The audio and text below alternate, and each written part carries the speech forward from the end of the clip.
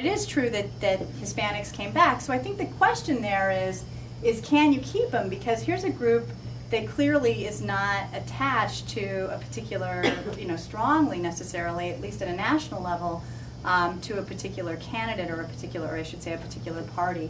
So if that's the case, that they're not really attracted to a particular party and they're willing to swing like that, then they might be part of this group of voters who you're going to have to convince every time. I mean, they're not a monolithic group, and it's easy for us to, I think, especially at a national level, we tend to think of them as a monolithic group, and Puerto Ricans are different than than Mexican immigrants, than Cubans. So they're all they have a unique history. They came to this country very differently, and that really structures a lot of so putting them all in the same barrel as one group of voters is really not a fair thing. And we don't do that in New Mexico, but boy, the national press sure does. Yeah, it's just kind of, that was really interesting to me, just to hear all the comments about the Hispanic vote,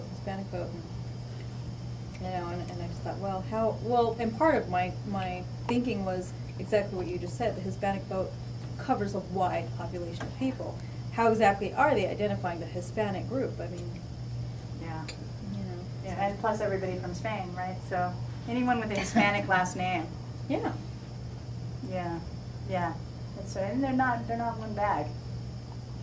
You talked about sorting a lot. What do you, if we're seeing more sorting, why is that? Are people paying more attention?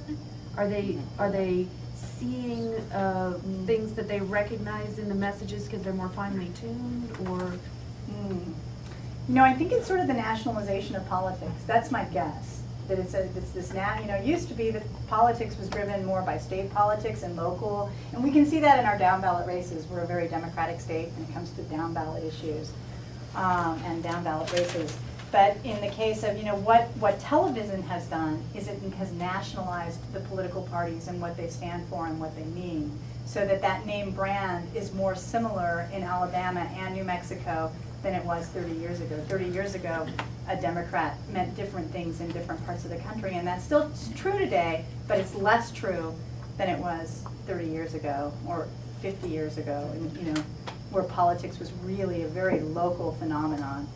There are other really interesting trends that are going on that also, I think, have to do with that, and it used to be, and I think this is a really interesting theory, it used to be that we all watched the same TV. We all watched Channel 4, Channel 7, or Channel 13. ABC, CBS, and NBC.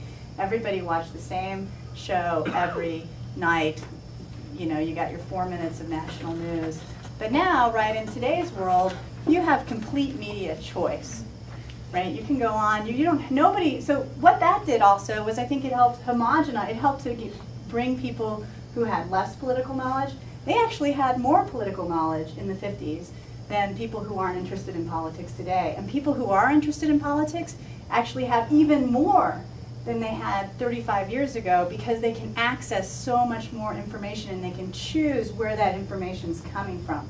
So you've got people who are opting out of the system completely and watching TV land. And then you've got the rest, you've got this really other group of people who are, tuning into CNN and Fox 24/7.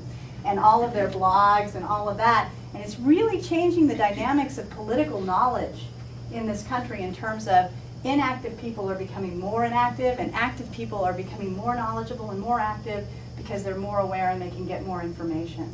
So it's like we're creating an interesting information divide in the country, which also allows people to be less homogenous about information, because I can go to the RNC website to find out what I want if I'm a Republican and get the facts that are going to be important to me. And I can ignore the messages or information that might contradict that, right? Whereas before we all saw the same messages, and so there was more of a homogeneous. So it's interesting. I think that's also polarizing people more, because you can select your media and you can select the kinds of facts that you're interested in noting to sort of maintain your cognitive balance, as it were.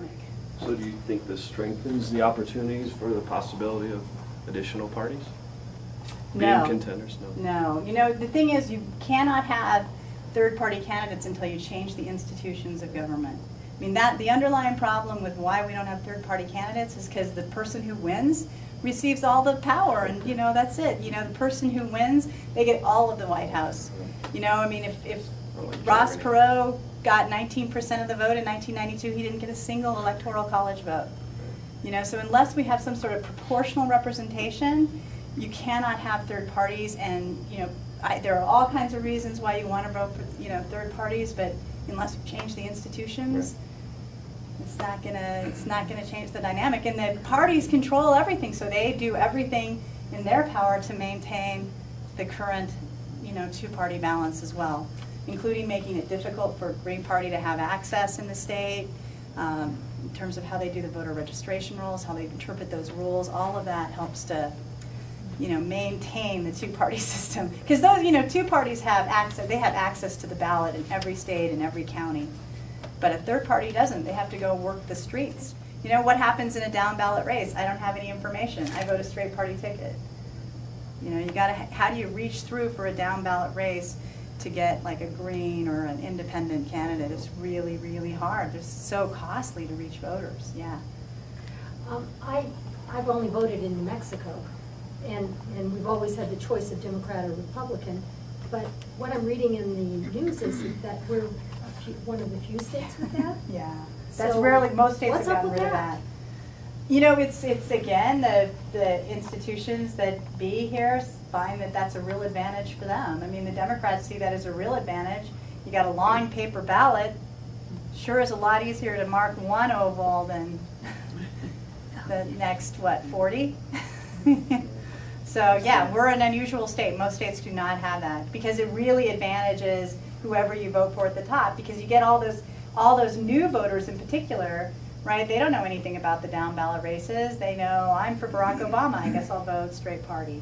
I wanted to follow up on what Suzanne said about Sarah Palin, and this is just anecdotal, but yesterday I heard, and I think your chart supports it, if we had this higher surge in voter turnout and mobilizing people, but actually had lower results than 2004, what I heard was that many Republicans stayed home. Yeah. In protest of Palin. And Palin, that's there.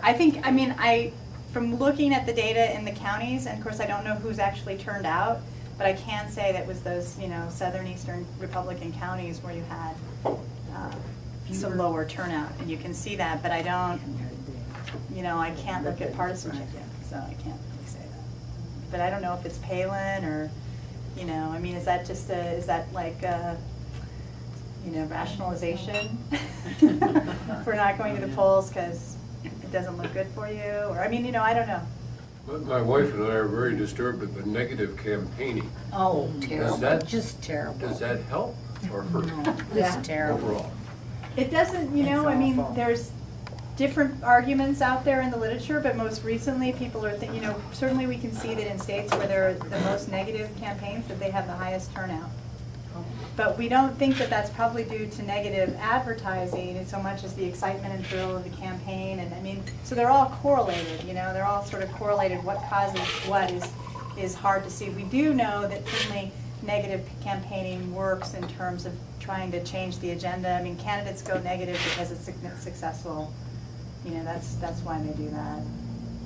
It's a successful, when you're down, that's how you change you can't just, you're not throwing punches if you're just saying why you should vote for me. And I think, there's some legitimacy to contrast ads and that aren't necessarily negative, that are just, this guy believes this, I don't believe that. That's not necessarily negative, but it is a very negative, a negative tone. Yeah, as far as we can tell, negativity works, because you hear if you're for candidate X and they come on and say all these bad things about candidate X, well, that fires you up. But it also fires their side up too, because it's like, oh, he's really like that. So it really works to sort of get people's blood turning a little more. But I think that's the positive for the election. But the real negative is that it comes back to haunt us in terms of how we feel about government, how we feel about our political leaders. And so, we've seen huge declines in trust in government, confidence in government. I think some of that is in part due to the elections, the election process in this country, and how that loops back into our own attitudes about trust towards government. And so that's a negative. I think that's a long-term negative of sort of looking at, you know, trying to win and lose in the short term.